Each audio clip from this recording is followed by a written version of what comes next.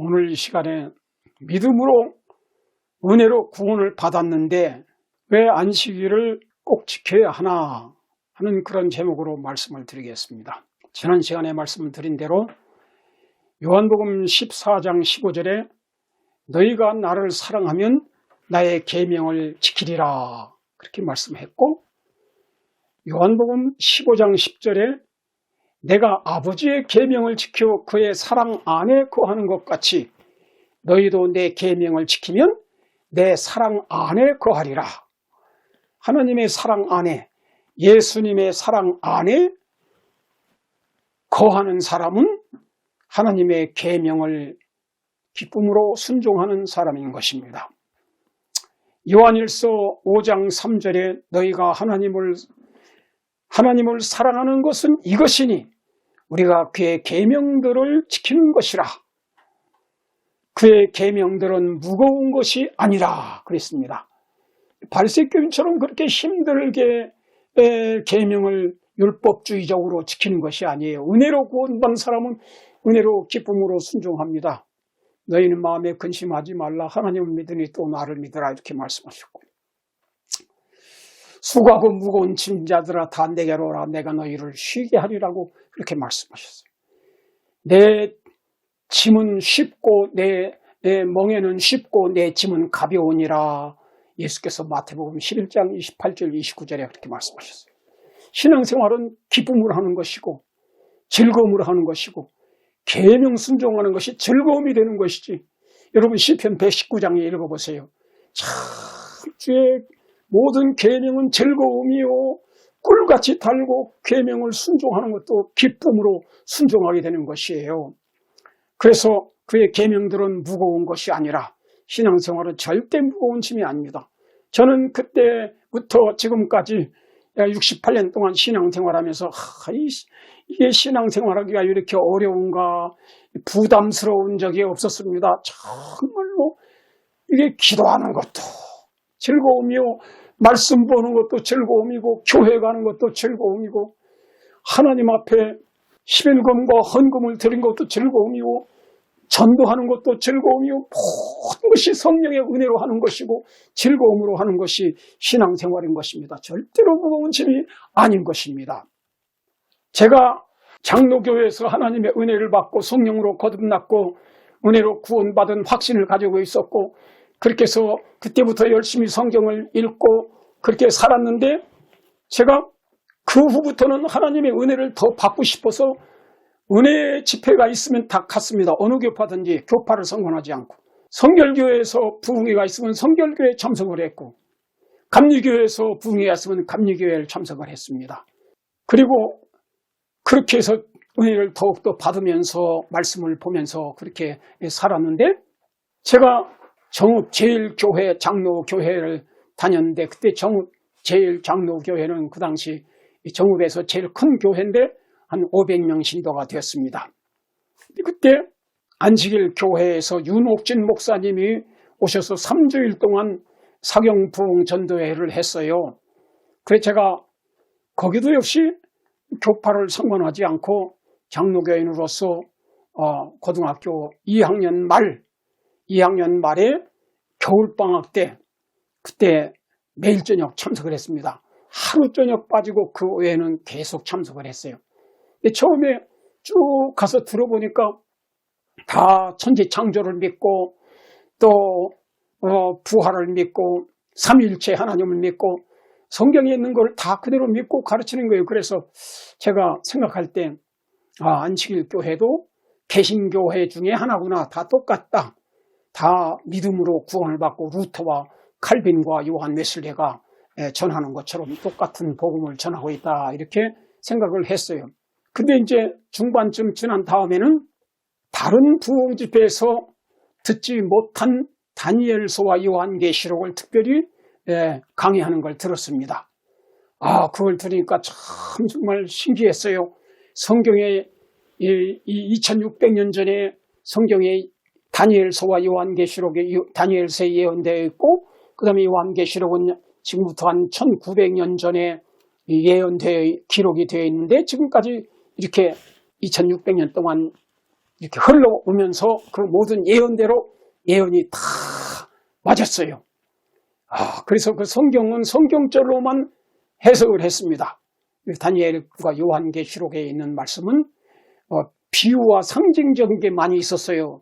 무슨 짐승, 네 짐승이 나오고 이렇게 10뿔이 나오고 그런 이제 상징적인 얘기들이 많이 나오는데, 그거를 그냥 사람의 추측으로 적당히 해석하는 게 아니고 성경절에 그 답이, 짐승은 뭐다, 뿔은 뭐다, 그 답이 나와요.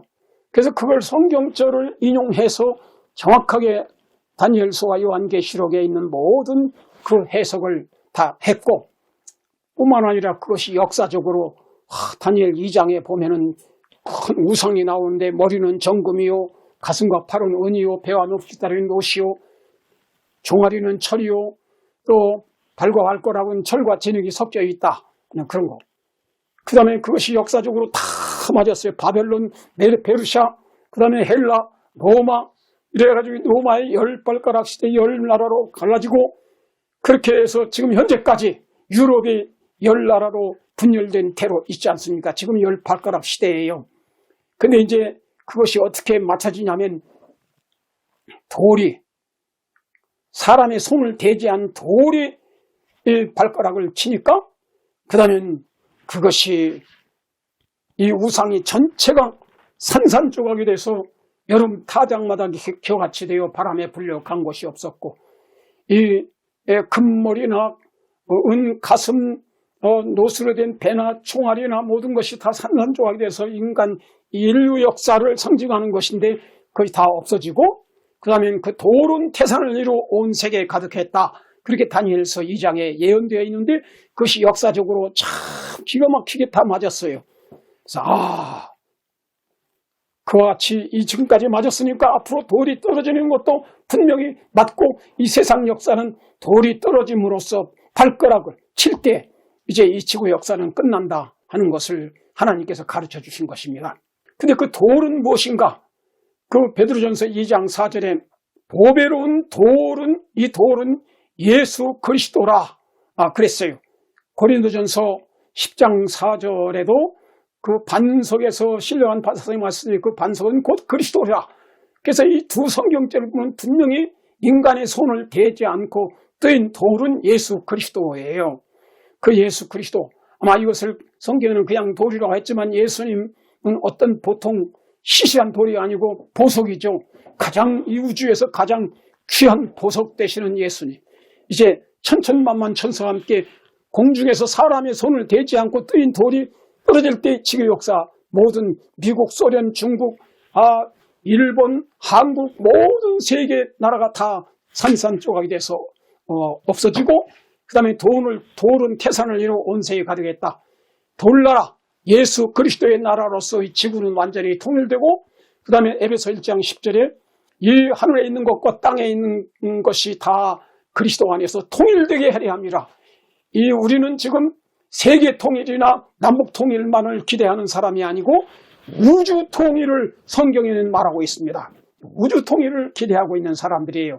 예수님이 재림하면 지금 현재는 온 우주가 다 통일되어 있지만은 결국은 이제 이 지구 세계 때문에 마귀가 범죄하고 하나님을 반역하고 타락해서 이 지구에 왔고, 아담 해와가 마귀의 말을 듣고 하나님의 말씀을 불순종함으로 이 지구 세계가 마귀의 반역적인 세계 아지트가 됐어요. 사탄이 이 세상의 모든 사람들의 마음을 속여서 이제 이렇게 엉망진창으로 죄악 세상으로 만들어 놓은 겁니다. 근데 이제 예수님은 온 세계 땅끝까지 모든 민족의 복음이 전파되면 그제야 끝이 오리라. 마태복음 24장 14절에 말씀했어요. 그런데 예수님이 재림하면 이 지구 역사는 완전히 끝나고 다 세상 모든 나라는 다 멸망하고 하나님의 나라로 통일되는데, 예수님이 이제 이 지구 세계를 완전히 그리스도의 나라로 완전히 통일시키면서 동시에 온 우주를 통치하는 그 우주가 통일되는 것입니다. 그래서 온 우주의 만왕의 왕이 되실 것입니다. 제가 이 다니엘서 2장에 있는 말씀을 공부할 때 너무나도 신비하고 참 기뻤어요. 야, 이것은 어느 다른 부흥에 가서도 듣지 못한 일이었습니다. 그 다음에 다니엘서 7장을 가르치는데 거기에 바다에서 네 짐승이 나왔어요. 첫째 짐승은 사자 같은 짐승인데 몸 한편을 들었고, 둘째 짐승은 곰 같은 짐승이 나왔는데 몸 한편을 들었고 입에 갈빗대 3개를 물고 있었어요. 그 다음에 셋째 짐승은 표범과 같은 짐승이 나왔는데 머리가 4이에요. 그리고는 입에 갈빗대 3개를 물고 있었어요. 그 다음에 넷째 짐승은 무섭고 놀랍고 극히 강한 짐승이에요. 괴물 같은 짐승인데 가장 강한 짐승이었습니다. 근데 그 머리가 10뿔이 있어요. 근데 그 다니엘 7장 24절에 보면 이 10뿔은 이 나라에서 날 왕이라 그랬어요. 그래서 이 모든 걸 보면은 이제 다니엘 2장과 순서가 같아요. 그래서 이제 사자 같은 짐승은 바빌론이고, 그 다음엔 곰 같은 짐승은 메데 페르시아 2나라 연합국이고, 입에 갈빗대 3개를 물렸다는 것은 3나라를 정복함으로 바벨론과 에집트와 리디아 이 3나라를 정복함으로써 이 페르시아가 세계를 정복하게 됐고, 그 다음에는 네 번째 나라는 표범 같은 짐승인데 머리가 4이 있다고 그랬어요. 그 표범 같은 짐승은 짐승 중에서 아주 굉장히 빠른 짐승이에요. 시속 70마일 이상 달리는 짐승. 그리고 몸집은 약간 사자보다 소랭이보다 적지만은 가장 빠른 짐승, 사나운 짐승이에요. 그것은 바로 알렉산더 대왕이 지배한 그리스 나라였습니다. 헬라 나라였어요. 그래가지고 새 날개 4이 있었는데 굉장히 빠른 속도로 세계를 정복할 것을 말합니다. 10년 만에 유럽과 중동 지방과 아시아, 인도까지 이렇게 3대륙을 정복했어요. 근데 그 알렉산더가 이제 죽었어요. 34살에 죽었습니다. 그때 그 죽고 그 대신 각하가 돌아가시면 이 나라를 누구에게 인계시키겠습니까? 그랬더니 아무나 신센놈이 차지해라. 그렇게 하고 죽었어요. 그래서 이제 그 밑에 장군이 5이 있었는데 그 중에 하나가 4이 있었어요. 카산더, 리스마커스, 셀루커스, 탈런이 4장군이 있었고, 안티고라는 그 높은 사람이 하나 있었어요. 그 장군이. 근데 4장군이 합세해서 그 안티고를 이제 제거하고, 그 다음에 4장군이 서로 싸우지 말고 나누자. 그래서 알렉산더가 점령한 나라를 4쪽으로 나눠서 동서남북으로 나눠서 4장군이 차지하게 됐습니다. 그래서 이 표범은 머리가 4이라고 그렇게 돼 있어요. 그래서 이와 같은 것이 참 기가 막히게 역사적으로 다 맞아요. 참 신기하게 받아들였습니다. 근데 넷째 짐승은 무섭고 놀라운 짐승인데 헬라를 쳐부시고 세계를 정복한 BC 168년부터 세계를 정복한 로마 제국이었습니다. 그것이 AD 476년까지 서로가 망할 때까지 600년 동안 이제 세계를 제패했습니다. 박스 로마나. 그런데 이제 그때에 이제 게르만 민족이 민족 대이동을 해가지고 게르만 민족이 로마가 도덕적으로 부패했을 때 게르만 민족들이 여기저기서 나라를 세웠어요. 그래서 프랑크 족속은 불란서를 세우고, 롬바드 족속은 이태리를 세우고, 소코트 족속은 포르투갈, 이제 고트 족속, 그 다음에는 스페인 이런 나라들로 갈라지고 동코트 해루이 반달해가지고 10나라로 분열되게 되었습니다. 그래서 이 넷째 짐승은 10뿔이 있다 그랬어요. 근데 그 다른 작은 뿔이 하나 나와서 눈과 입이 있어서 3뿔을 뽑아버리고 큰 말을 하고 지극히 높으신 자를 대적할 것이고 때와 법을 변경할 것이다. 그런 예언이 있습니다. 그걸 듣고 나서 제가 고민을 했습니다. 때와 법을 변경하는 이 작은 뿔 적그리스도가 하나님의 10계명을 고쳤어요. 그 때는 안식일에 대한 걸 일요일로 고쳤고, 그 다음에 우상을 숭배하지 말라는 계명을 없애버리고, 그 다음에 이제 하나 없앴으니까 9개가 되니까 마지막 10째 계명 탐내지 말라는 계명을 내 이웃의 아내를 원치 말고 10째 이웃의 소유를 탐내지 말라, 그렇게 해서 10계명을 변경시켰습니다. 제가 그거를 배운 다음에 고민 끝에 하나님 앞에 간절히 기도를 드리게 되었습니다. 제가 그때 고등학교 이제 2학년 말 3학년 초인데 그때 장로 교회 담임 목사님을 찾아갔어요. 그래서 목사님, 10계명의 출애굽기 20장에 있는 10계명에 10가지 계명이 있는데 그 중에 넷째 계명은 안식일을 기억하여 거룩히 지키라 그렇게 말씀했는데 그 제7일은 너희 하나님 여호와의 안식이죠. 그날이 어느 날입니까? 그렇게 물었어요. 그랬더니 그 장로교회 목사님이 토요일이다 그렇게 대답을 하셨어요. 그래서 내가 깜짝 놀랐어요. 저는 그때까지 일요일이 제7일 안식일 10계명에 있는 넷째 계명 안식일인 줄 알았어요. 그래요?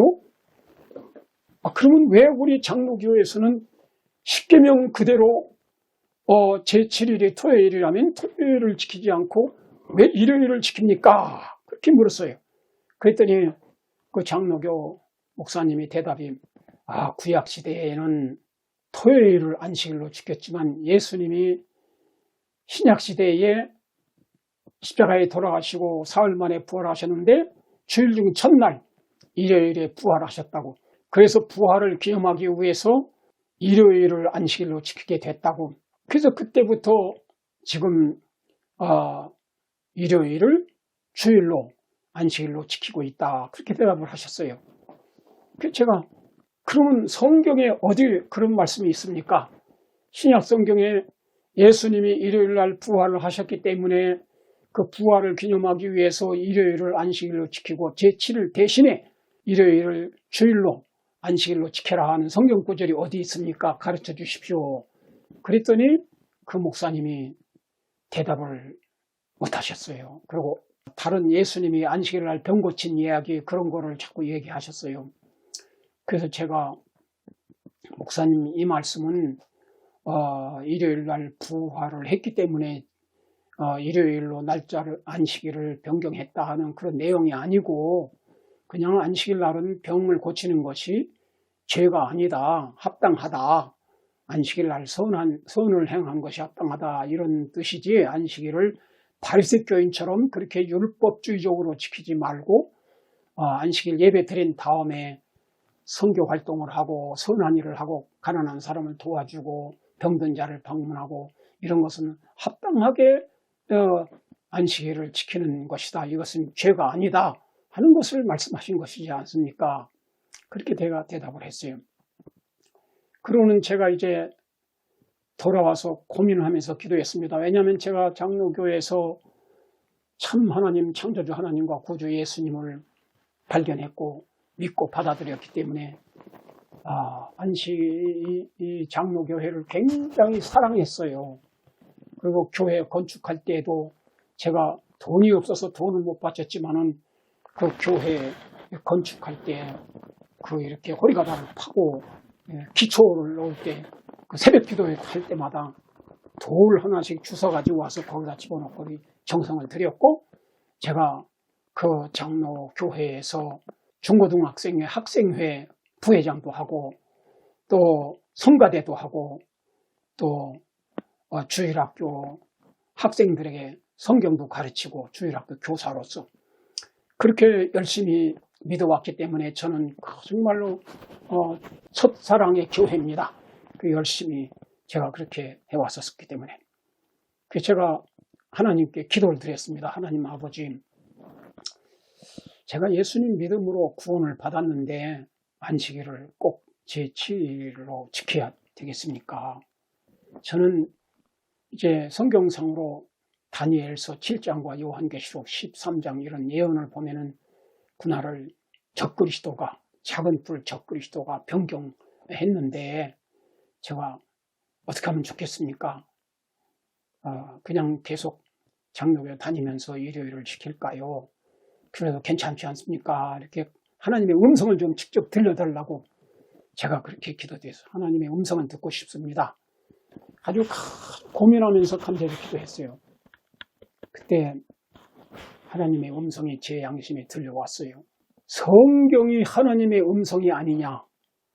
성경이 하나님의 말씀이 아니냐?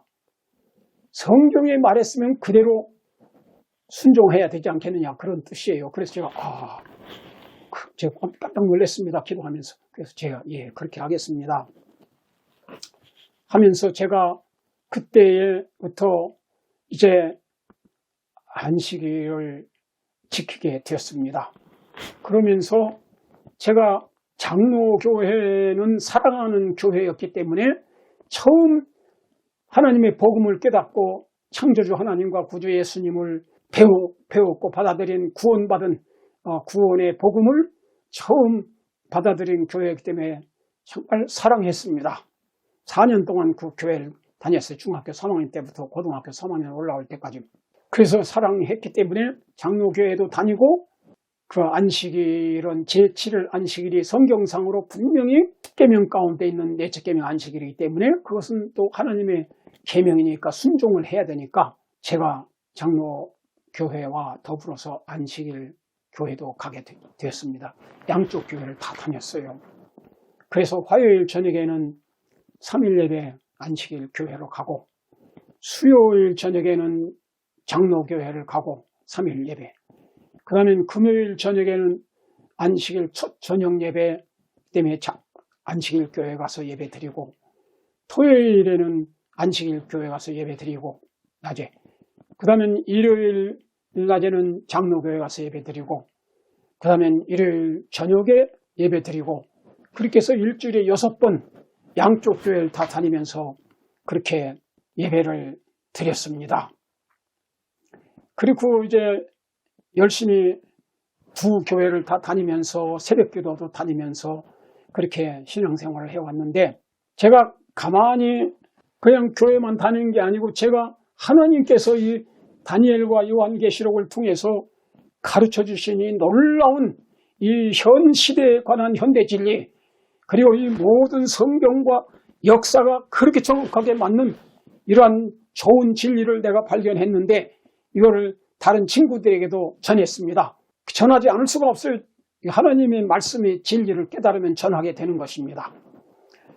그렇게 하니까 장로교 목사님이 하루는 일요일날 대예배를 드리는데 광고를 하셨어요. 우리 교회에 마귀가 있다. 근데 우리 교회 마귀는 안천수다. 그러니까 그 안천수 말을 듣지 말아라.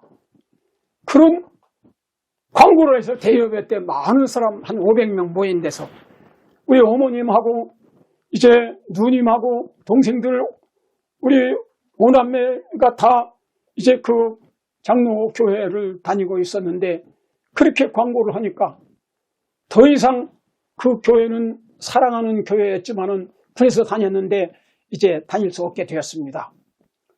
그리고는 그때부터 안식일을 지키면서 안식일 교회를 다니게 되었습니다.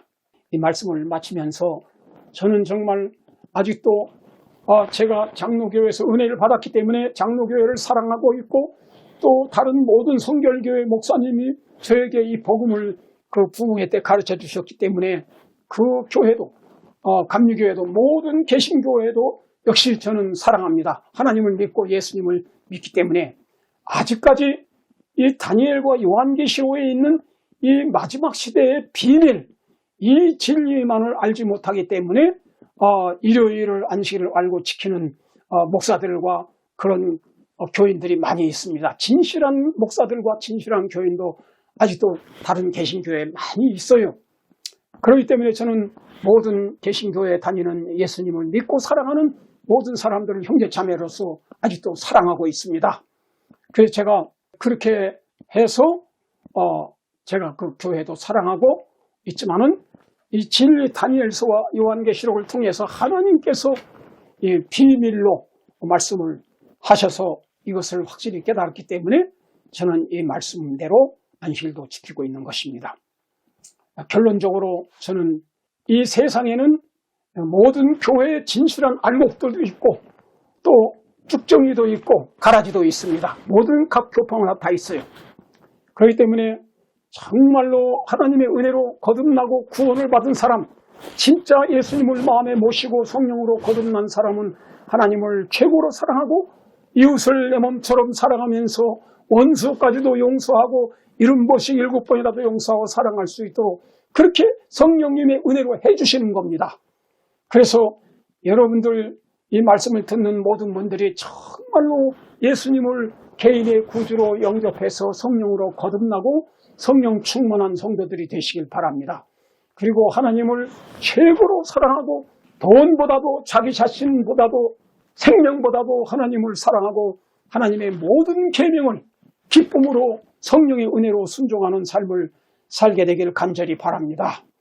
오늘 이 말씀을 여러분에게 이것으로 마치면서 같이 예수 그리스도를 진짜로 받아들이고 요한계시록 3장에 라오디게아 교회에 보내는 기별에 보면 참된 증인이 되신 예수님께서 라오디게아 교회 교인들에게 말씀하는 것이 계시록 3장 14절부터 17절, 18절, 21절까지 있습니다.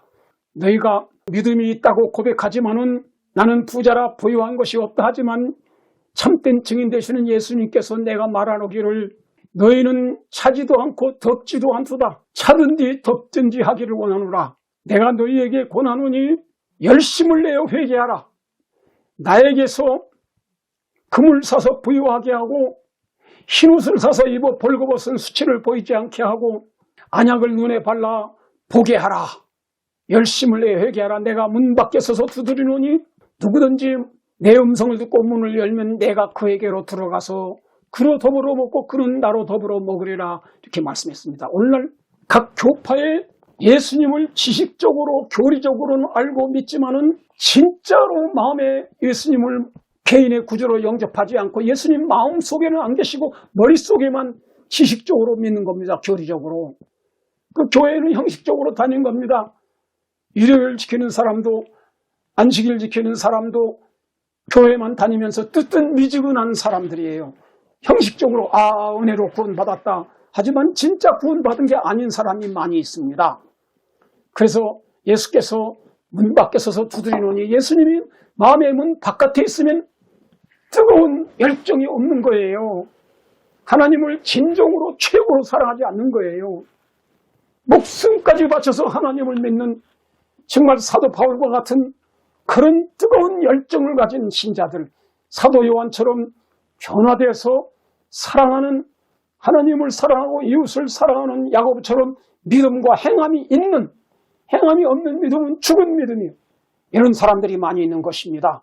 저는 이 말씀을 들은 모든 사람들이 진짜 죽은 믿음, 행함이 없는 믿음이 아니라 하나님을 사랑하고 믿고 순종하는 열매가 맺혀지는 사랑을 실천하는 그런 참된 성도들이 되시길 바랍니다.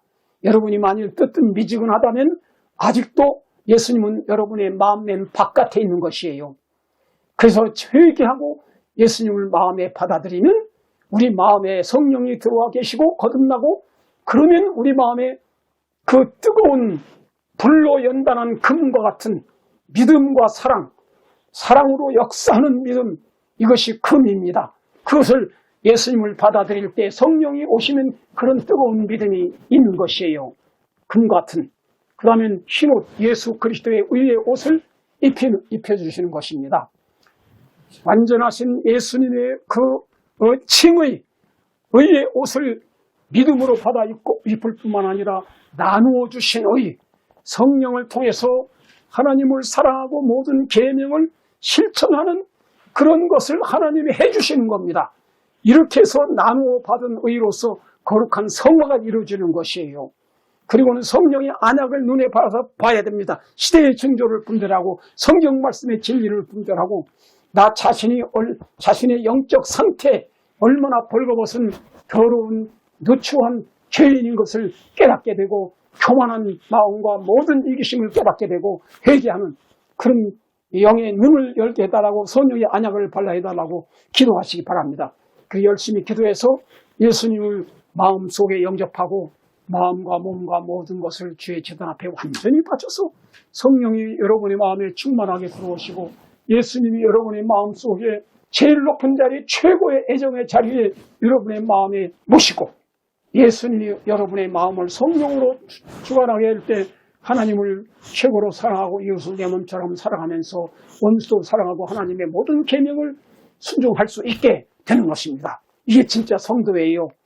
그러면 그는 나로 더불어 먹고 나는 그로 더불어 먹으리라. 요한복음 15장의 말씀이 이루어지는 겁니다. 너희가 나를 떠나서는 아무것도 할 수 없다. 너희가 내 안에 거하고 내가 너희 안에 거하면 이 사람은 과실을 많이 맺나니 그리고 너희가 나를 사랑하면 내 계명을 지키리라. 그렇게 진짜 성령 받은 성도들을 되게 해주실 것입니다.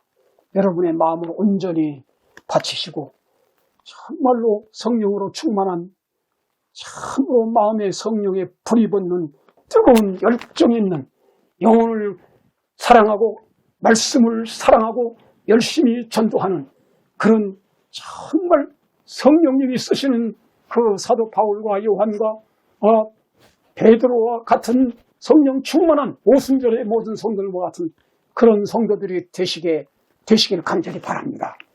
마음을 주께 온전히 바칠 때 그 일이 이루어집니다. 마태복음 13장에 천국은 마치 밭에 감춘 보화와 같으니 이걸 발견한 다음에 자기의 모든 것을 팔아 그 밭을 샀느니라. 또 좋은 진주를 구하는 장사와 같으니 이 극히 값진 진주 하나를 만남에 이것을 자기의 소유를 다 팔아 그 진주를 샀느니라. 그 진주는 예수님이에요. 그 성령이에요. 예수님.